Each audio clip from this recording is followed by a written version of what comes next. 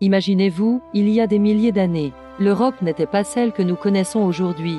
D'âmes créatures majestueuses, que nous associons maintenant à l'Afrique ou à l'Asie, parcouraient librement nos forêts. D'âmes mammouths, des lions, des rhinocéros.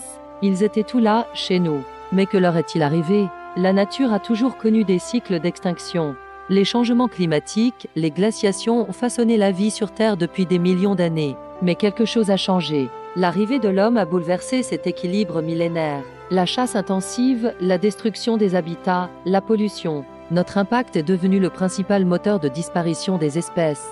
Remontons le temps. Le mammouth laineux, ce géant poilu, a survécu jusqu'à il y a 10 000 ans. À ses côtés, le rhinocéros laineux bravait le froid glaciaire. Plus étonnant encore, l'Elasmotherium, véritable licorne préhistorique, portait une impressionnante corne frontale. Dans les grottes, l'ours des cavernes régnait en maître, jusqu'à ce que l'homme moderne arrive. Plus près de nous, le lion d'Europe a disparu sous les flèches des chasseurs. L'auroch, ancêtre sauvage de nos bœufs, s'est éteint au XVIIe siècle. Le tarpan, ce cheval sauvage européen, a rendu son dernier souffle au XIXe siècle. Même les grands rapaces n'ont pas été épargnés, victimes du poison et des préjugés. Certaines espèces ont frôlé l'extinction mais ont eu plus de chance. Le castor européen, presque disparu, revient doucement grâce aux réintroductions. Le lynx se bat encore pour sa survie dans plusieurs régions. Le bison d'Europe, sauvé in extremis, symbolise aujourd'hui l'espoir d'un retour possible. Alors, peut-on faire revenir ces espèces disparues? D'âmes projets de réensauvagement redonnent vie à nos écosystèmes.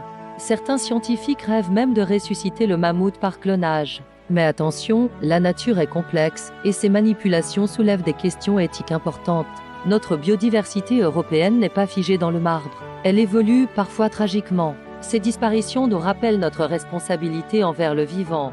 Protégeons les espèces qui partagent encore notre continent, avant qu'elles ne rejoignent la longue liste des animaux que nous ne verrons plus jamais. Si cette histoire vous a touché, n'oubliez pas de vous abonner pour découvrir d'autres récits fascinants sur notre patrimoine naturel.